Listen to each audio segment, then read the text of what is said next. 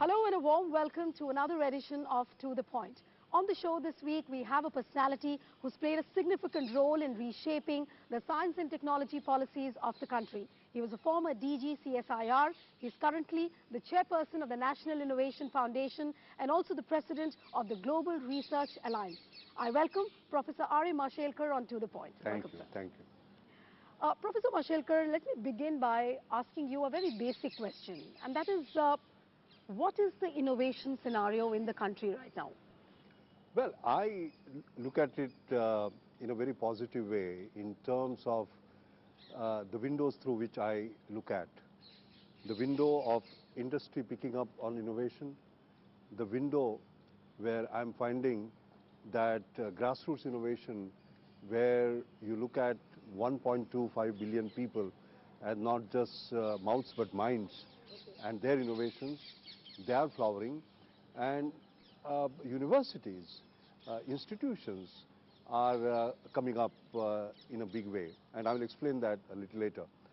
But it depends upon how you look at it. For example, if you look at the Global Innovation Index, Right. which determines the ranking of 140 plus countries in terms of innovation. Where India is ranking almost 71. 76. In the latest, 76 in the latest global index. And the amazing thing is that year before last, we were 64. Last year we were 66. And this year we are, 2014 we are 76. All right, 64, 66, 76 in 3 consecutive years. So it would appear that we are doing less and less innovation, but that is not correct. But if I could interrupt you and ask, when you are judging the parameters on which this index is decided, this index is determined, is it really country specific? For example, if a US Chambers of Commerce is determining this index, they would have their own parameters. If India probably is doing it, they would have their own parameters. So what are those factors which really lead to indexing the innovation capacity of a country? I'll put it like this. See, they always say science is universal. There is only one standard of judging excellence. But technology is local and specific. So therefore the two can't be, and science, technology and innovation is the linkage that we talk about. Research converts money into knowledge, whereas innovation converts knowledge into money. Okay? So our propensity of converting knowledge into money is the one that will determine how well we are doing in innovation. That's number one. Number two, you asked the right point about the indices that we use. The challenge with big country like India is you take any number and divide it by 1.25 billion, it will come to 0. Right. So moment you start using indicators which are per capita based, obviously countries like Finland, countries like Singapore, Israel, they will come up the top. So which means that when these global index figures come out, then it's not a very discouraging sign for India. I will put it like this. They actually have certain parameters that are measurable. In fact, I must say that I myself am on the advisory board of Global Innovation Index. And I have been raising this particular issue that as far as India is concerned, you have to look at countries like India differently. See, for example, we say last 3 years, we have come down 64, 66, 76. But if you see the innovation dictionary, that is changing. In the innovation dictionary, there are words that are appearing which never appeared before, like frugal innovation, like inclusive innovation, like more from less for more, like reverse innovation, nanovation, based on Tata Nano car, and the way it was done. Now, if you are changing the dictionary of innovation on one hand, and your ranking is going down on the other hand, there is something missing. So yeah, and I'll tell you what is exactly missing. But Professor Mashelkar, if I could interrupt and ask you again, that when you're talking about innovations, many critics, like you said that in dictionaries, you have various innovations coming up. But many critics also say that innovation cannot be a divider. It always has to be a provider. So do you really agree with that when you say it's a grassroots innovation or it's a general innovation? How do you really categorize that? Is it really fair on the part of the people who are judging it to divide it into various categories? I'll put it like this. It's not about dividing. It's about looking at innovation as a whole, end to end. Let me take a specific example. And before that, I must say that what is called as a technological innovation is what Global Innovation Index measures. Okay. What it does not measure is non-technological innovation. Now what are those? Business model innovation, system delivery innovation, workflow innovation, organizational innovation, and they sometimes play even a greater role than technological innovation. And India is damn good in this. For example, Arvind Eye Care, okay? A cataract But the surgery. global leaders are not taking into account all these, Yes, all these measures. yes, that's the point. For example, if you look at Arvind Eye Care, they do a cataract surgery which is done in the US for $3,000 for just $30, 100 times cheaper.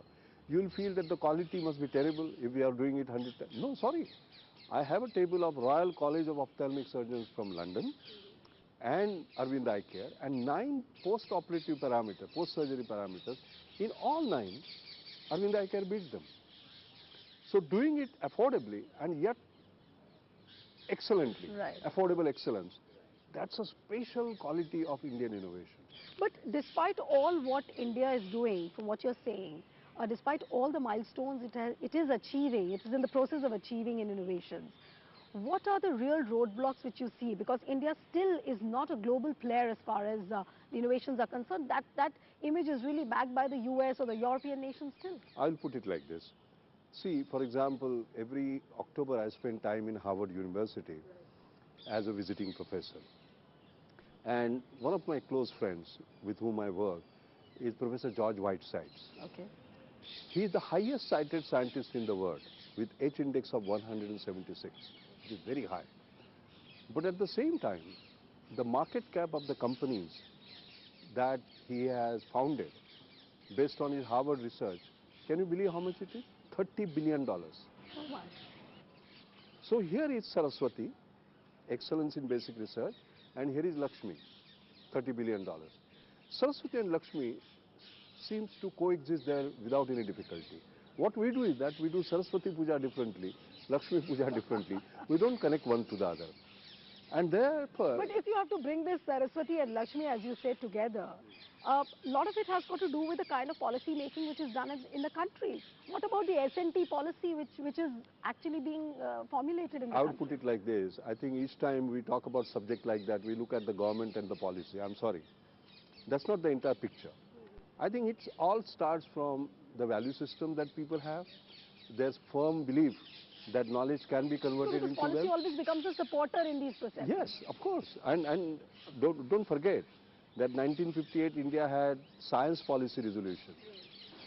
In 83 it had a technology policy resolution. In 2003 it had a science and technology policy resolution. And in 2011 we had science, technology and innovation policy. So there is no problem about the policy, it is But integrated. when you talk specifically about India, obviously every country has a different demographics and different economic scenario. But when you talk specifically about India, rural development is one aspect which is always taken into consideration when you're formulating this S&T policy. But at the same time, there are critics who say that no, you cannot divide the grassroots innovation. I'll go back to my previous question again. So is the time ripe now to look at innovations universally, or in the Indian context you need to take along rural development side by side with whatever you are planning?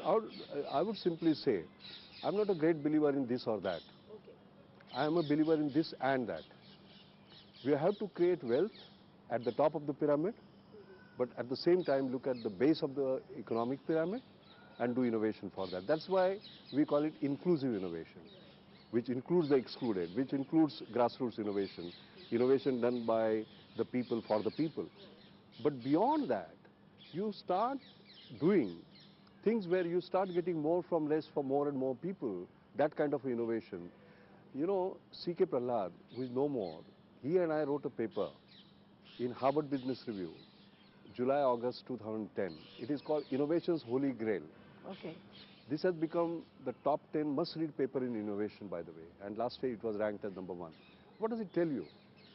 It says that getting more from more is very easy. Making high technology work for the rich is very easy.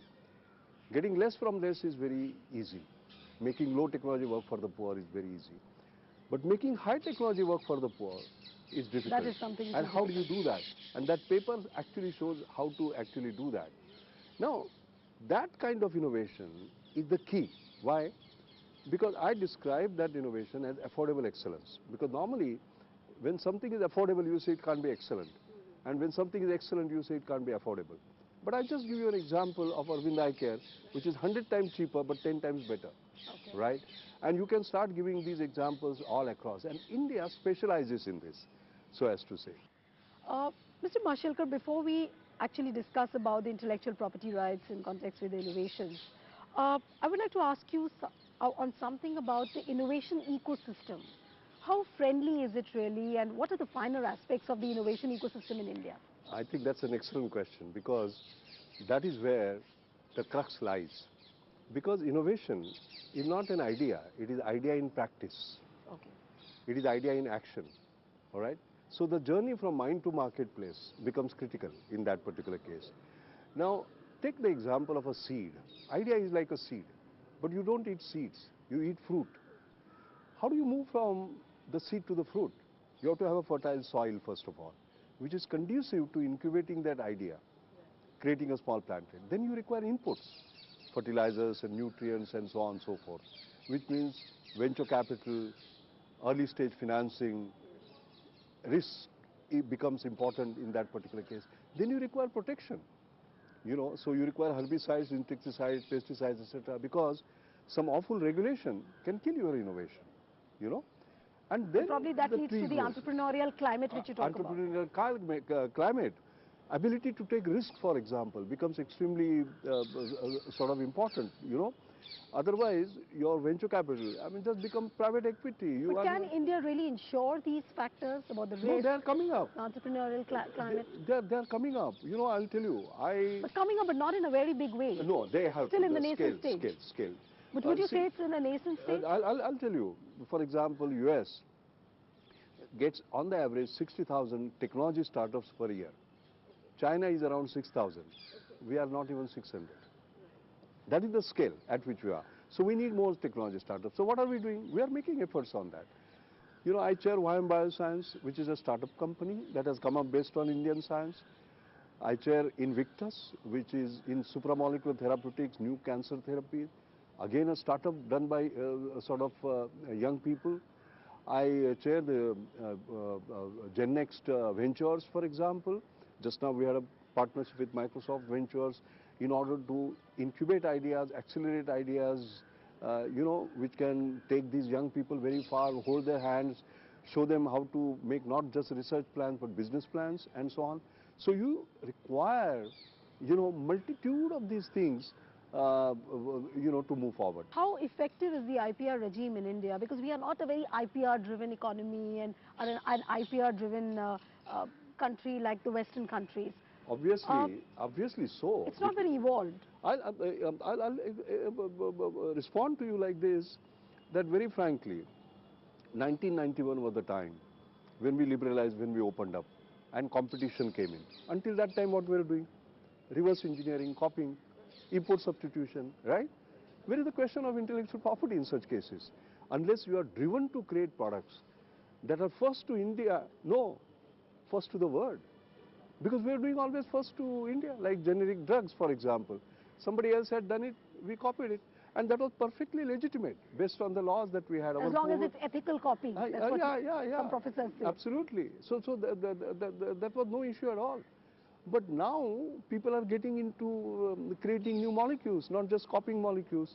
So it has happened now recently, you see.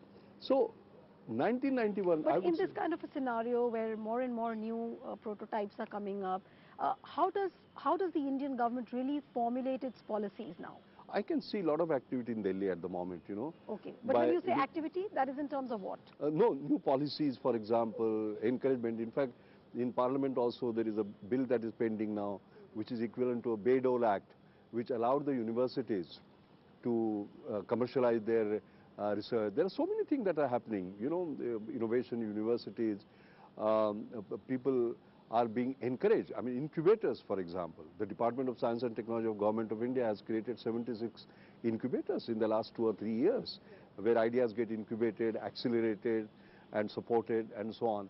Labs are setting up, and for example now CSI scientists, they've been allowed to set up companies of their own while they're in service. Previously that was not the case, you know.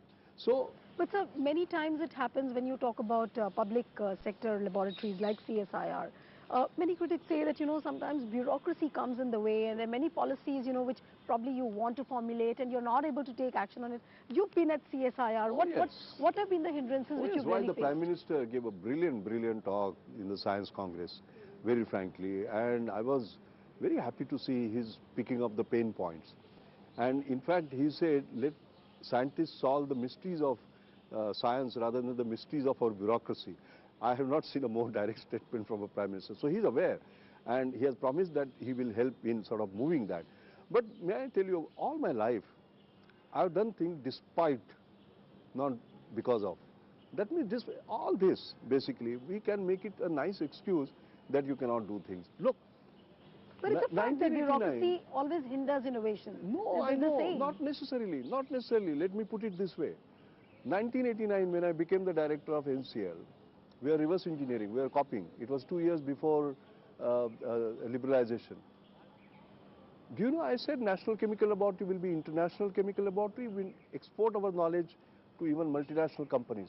And in 1992, we licensed 3 of our patents to General Electric in an area like polycarbonate where they had 40% of world market share. That was the first reverse transfer of technology. Why? Because in that regime, I could have as well been happy about copying. I did not do that.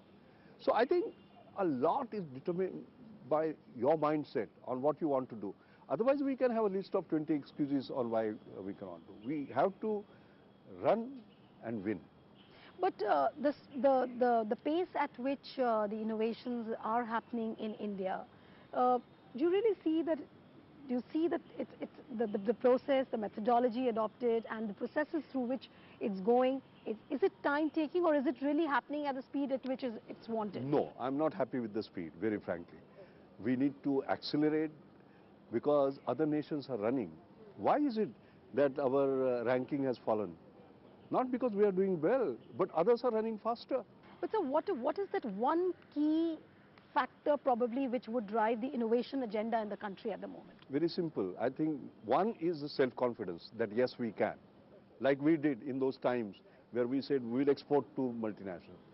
The second is flexibility, freedom, and debureaucratization are the 3 most important things. Innovation does not strive. But debureaucratization, it's easier said than done in the Indian context. No, How does we one have do to that? do it. We have to demonstrate, basically, that we mean business, and therefore, in order to create business out of knowledge, this is 1, 2, 3, 4 that we want to do, and we have to sort of move forward in that. And frankly speaking, I will tell you, I have seen individual institutions who are marching ahead despite The adverse circumstances in which they're absolutely, floating. absolutely. But the way Prime Minister Narendra Modi is talking about campaigns like Make in India, coming into the digitally empowered India, bringing up 100 smart cities across the country, do you think that at least the vision of the Prime Minister is right as far as initiatives in innovation are concerned? And Of course. how does one? Of course, for doing all that, for example, Swachh Bharat, it's a great initiative. In fact, I chair the Swachh Bharat Technology Expert Committee, and we are looking at technologies which are scalable, sustainable, affordable, and we are looking at next That's generation interesting. innovations. But why don't you elaborate on a few things on which you Yeah, really yeah. work No, on? no. For example, you are looking at toilets, large number, and we are looking at technologies which are disruptive, not less water, but waterless. You get my point, not incremental but disruptive. It's the same thing about water per se. How do you provide drinking water which is affordable and of the highest quality by using cutting edge breakthrough technologies? Similarly, Digital India. Digital India also has to be inclusive India. So inclusive digital innovation. When you talk about creating something like Akash at $35, what are we talking about? That's You are inclusive. talking about a tablet per child. And when you talk about tablet per child, and can you imagine when millions of children have this, what difference it will make? That is innovation that India only could have done. But Professor Mashelkar, when the entire talk in the country is about reviving the investment cycle, increasing the FDI cap, especially in the R&D sectors, how would you look at innovations in the context of the R&D which is going to happen, especially when FDI cap is increased? See, we make too much out of resource, by the way. Lack of availability of resource. I'm sorry. It is this that matters. Can you imagine 4 years ago when the Nobel Prize was won on graphene, and one of the winners was a young Russian, 35-year-old postdoc. What did he do? He took a graphite, put it on a scotch tape, put another scotch tape on that, folded, unfolded, folded, unfolded, multiple times, so that finally you had a single atom layer thick, that is graphene. That was a breakthrough. How much does a scotch tape cost? 10 rupees. How much does graphite cost? 5 rupees. In 15 rupees, the basic idea of a Nobel Prize was born. I think talking about resource all the time, and we have done research. When you give this example, you know, the basic question which comes to my mind is probably that what is the basic difference between innovation and invention? Yes, invention is just like demonstrating that you can make that graphene. But innovation will be making use of that in actual practice. But Infosys CEO Vishal Sikka, he has pledged about $250 million only for India on innovations. Yeah. So do you think that the corporates in a bigger way now should come forward and maybe pledge certain amounts in millions of dollars Absolutely. for innovation? No, it's again going back to resource. I'm going back to ideas. How do you stimulate those ideas? I met Sikka on the other day during the Infosys Science Award, and he was saying that my more from less for more, he's propagating all over Infosys. And that is right, as a matter of fact, because that is where India is going to win. If you create more from less resource for more people and more profit, you are winning.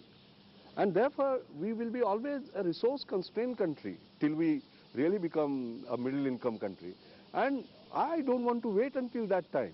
I want to do it today. But then the basic question again comes back to the policy making and the entire innovation agenda of the country. Yes. I mean, how do the politicians respond? How does the bureaucracy respond to it? So a whole lot of factors. So ultimately, everything boils down to the decision making at the government level. I agree. I fully agree with you, but that is where our Prime Minister is empowering them. No? I mean, if you see the secretary, the bureaucracy, etc., he is saying take decisions, be bold in that, and that's wonderful. What more can one sort of say? So the ball is in our court. But still, what is the reason why, you know, in the earlier tenures of the various governments which have been in power, science and technology has not been the topmost agenda of the government?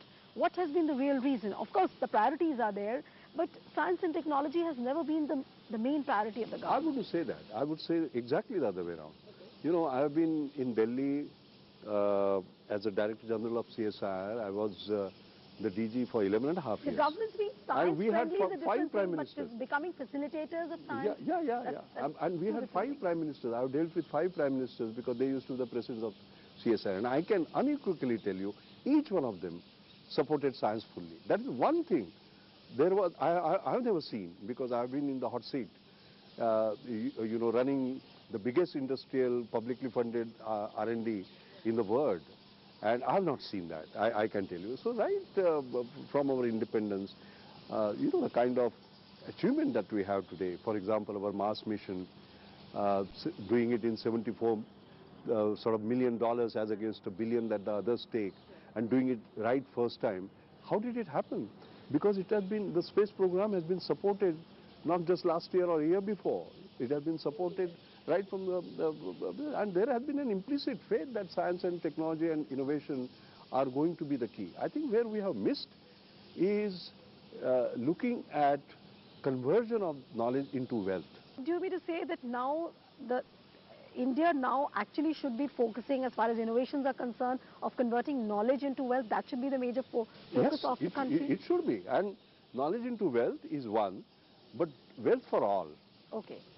Inclusion.